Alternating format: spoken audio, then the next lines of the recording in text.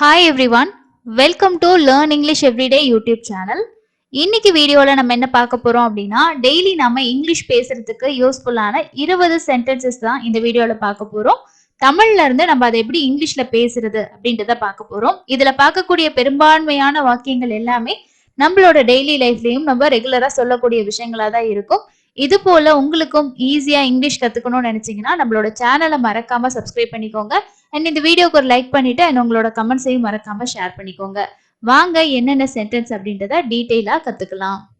First நாம பார்க்க போற சென்டென்ஸ் என்ன அப்படின்னா, நம்ம பேசும்போது ஒருத்தவங்களை சொல்லுவோம் குழந்தை மாதிரி இருக்க, ஒரு குழந்தைய போல அப்படின்ற மாதிரி சொல்லுவோம் இல்லையா? இதை நாம இங்கிலீஷ்ல எப்படி சொல்லலாம் அப்படின்னா like a baby, like a baby அப்படின்னு சொல்லலாம். அதே மாதிரி ஒரு மிருகத்தை போல அப்படிங்கிறத நம்ம எப்படி சொல்லலாம் அப்படின்னா like an animal, like an animal அப்படின்னு சொல்லலாம். இங்க வந்து என் யூஸ் பண்ணியிருக்கோம், முன்னாடி நம்ம யூஸ் பண்ணும்போது ஏ யூஸ் பண்ணியிருக்கோம். ஸோ ஏன் வந்து ஏ என் யூஸ் பண்றோம் அப்படின்னா வவல்ஸ்க்கு முன்னாடி நம்ம ஏ யூஸ் பண்ணக்கூடாது, என் தான் வந்து யூஸ் பண்ணணும். அதே மாதிரி ஒரு மிருகத்தை போல அப்படின்னா மிருகம் அப்படின்றது எனிமல், அதனால லைக் அன் எனிமல் அப்படின்னு நாம சொல்லலாம். நெக்ஸ்ட் ஒன் ஒரு பறவையை போல அப்படிங்கிறத நம்ம எப்படி சொல்லலாம் அப்படின்னா like a bird, like a bird அப்படின்னு சொல்லலாம். இங்க வந்து பேர்ட் அப்படிங்கிறதுல பி வந்து கான்சனன்ட் அப்படிங்கறனால இங்க வந்து அ யூஸ் பண்ணியிருக்கோம். இதுவே வவலா இருந்துச்சு அப்படின்னா நம்ம வந்து அன் யூஸ் பண்ணணும். இதை ஞாபகம் வச்சுக்கோங்க. ஒரு பறவையை போல அப்படின்னு சொல்லும் போது லைக் அ பேர்ட் அப்படின்னு சொல்லலாம். அதே மாதிரி ஒரு மரத்தை போல அப்படின்னு நம்ம சொல்றதுக்கு like a tree, like a tree அப்படின்னு சொல்லலாம். இதுவே நாம பொதுவா பேசும்போது சொல்லுவோம் எங்களை மாதிரியே, அவங்க அம்மாவை மாதிரியே, அவங்க அப்பாவை மாதிரியே, அவங்களோட ஃப்ரெண்ட்ஸ் மாதிரி அப்படின்ற மாதிரி எல்லாம் நம்ம சொல்லுவோம் இல்லையா? சோ இங்க போல அப்படிங்கிறது என்ன மீனிங் அப்படின்னா நம்ம தமிழ்ல மாதிரி அப்படின்னு சொல்லுவோம் இல்லையா?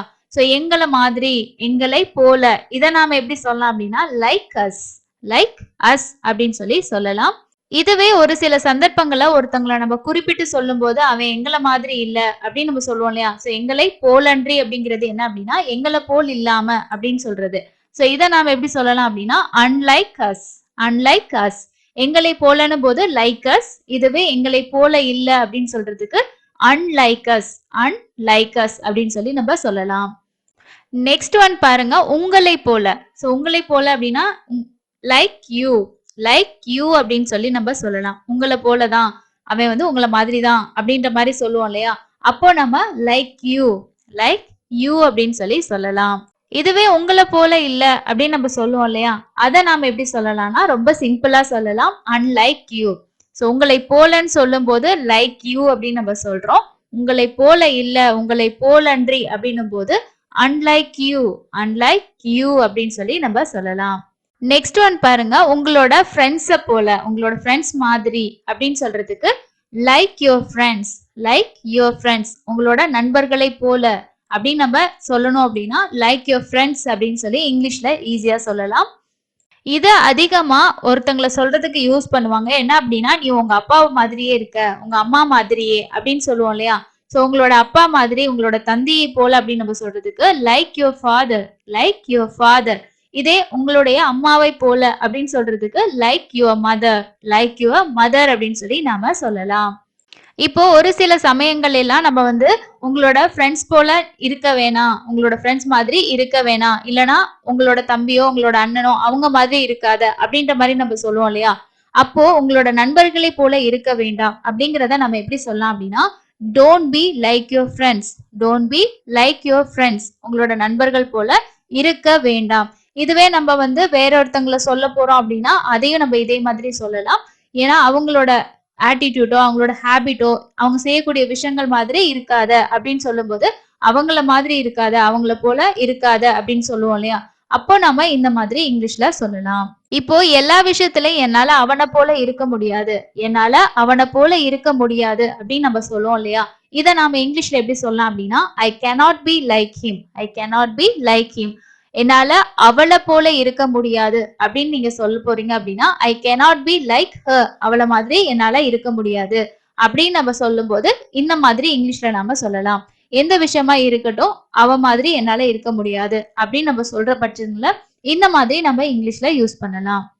நெக்ஸ்ட் ஒன் எந்த ஒரு விஷயமும் பேசுறதுக்கு முன்னாடி நீங்க திங்க் பண்ணி பேசுங்க, இல்லைன்னா பேசுறதுக்கு முன்னாடி சிந்திங்க அப்படின்னு நம்ம சொல்லுவோம் இல்லையா? இதை நாம இங்கிலீஷ்ல எப்படி சொல்லலாம் அப்படின்னா think before you speak. Think before you speak. நீ பேசுறதுக்கு முன்னாடி சிந்தி. ஸோ எந்த ஒரு விஷயத்தையும் பேசுறதுக்கு முன்னாடி நம்ம சிந்திச்சு பேசுறது நல்லது. ஸோ அந்த மாதிரி சொல்லும் போது இங்கிலீஷ்ல நீங்க இப்படி சொல்லலாம், திங்க் பிஃபோர் யூ ஸ்பீக் அப்படின்னு சொல்லி சொல்லலாம். நெக்ஸ்ட் ஒன், எந்த ஒரு விஷயத்துக்கும் யார்கிட்டயும் நீ கெஞ்சாத அப்படின்ற மாதிரி சொல்லுவோம்ல, யாரிடமும் கெஞ்ச வேண்டாம் அப்படின்றத நம்ம இங்கிலீஷ்ல எப்படி சொல்லலாம் அப்படின்னா don't peg any one. Don't peg any one அப்படின்னு சொல்லி சொல்லலாம். எந்த ஒரு உதவியா இருக்கட்டும் இல்ல ஏதாவது ஒரு விஷயமா இருக்கட்டும், யார்கிட்டயும் கெஞ்சாத, நீயே அந்த விஷயத்த பண்றதுக்கு ட்ரை பண்ண, இந்த மாதிரிலாம் நம்ம சொல்லும் போது யாரிடமும் கெஞ்ச வேண்டாம் அப்படின்றத நீங்க இங்கிலீஷ்ல சொல்லணும்னா don't peg any one. Don't peg any one அப்படின்னு சொல்லி நம்ம சொல்லலாம்.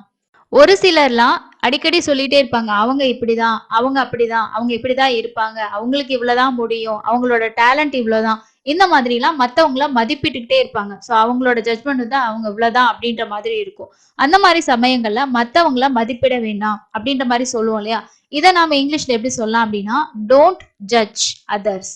Don't judge others. மத்தவங்கள நீ மதிப்பிட வேண்டாம். ஓகே, சோ மத்தவங்கள மதிப்பிடாத அப்படின்னு சொல்லும் போது டோன்ட் ஜட்ஜ் அதர்ஸ் அப்படின்னு சொல்லி இங்கிலீஷ்ல நாம சொல்லலாம். ஒரு சிலர்லாம் ஒரு தவறு செஞ்சுட்டாங்க அப்படின்னா அதை திரும்ப கரெக்ஷன் பண்ணாம திரும்ப திரும்ப அதே விஷயத்த செய்வாங்க. அப்போ அதை திரும்பவும் செய்ய வேணாம் அப்படின்னு நம்ம சொல்லுவோம் இல்லையா, அதை நாம எப்படி சொல்லலாம்? இல்ல ஒருத்தவங்க ஒரு மிஸ்டேக்கை ஃபர்ஸ்ட் டைம் செஞ்சுட்டாங்கன்னா திரும்ப நீ அதை செய்யாத அப்படின்னு சொல்லும் போதும் இதை நாம சொல்லலாம், அதை மீண்டும் செய்ய வேண்டாம். Don't repeat it. Don't repeat it அப்படின்னு சொல்லி சொல்லலாம். இன்னைக்கு நாம பார்த்த இந்த 20 சென்டென்சஸ் கண்டிப்பா உங்களுக்கு யூஸ்ஃபுல்லானதா இருக்கும் அப்படின்னு நான் நினைக்கிறேன். இதுல நீங்க புதிய சென்டென்சஸ் எது கத்துக்கிட்டீங்க அப்படின்றத கமெண்ட்ஸ்ல சொல்லுங்க. இது போல உங்களுக்கும் சிம்பிளா ஈஸியா இங்கிலீஷ் கத்துக்கணும் அப்படின்னா நம்ம சேனல்ல ரெகுலரா வாட்ச் பண்ணுங்க. ரீடிங், ரைட்டிங், அதே மாதிரி பேசுறதுக்கு தேவையான நிறைய வீடியோஸ் நம்ம தொடர்ச்சியா அப்டேட் பண்ணிட்டு இருக்கோம். டெய்லி வொக்காபுலரிஸ் கூட நிறைய வீடியோஸ் நம்ம சேனல் இருக்கு, செக் பண்ணி பார்த்து யூஸ் பண்ணிக்கோங்க. இன்னொரு இன்ட்ரெஸ்டிங்கான யூஸ்ஃபுல்லான லெசன்ல மீட் பண்ணலாம். தேங்க்யூ.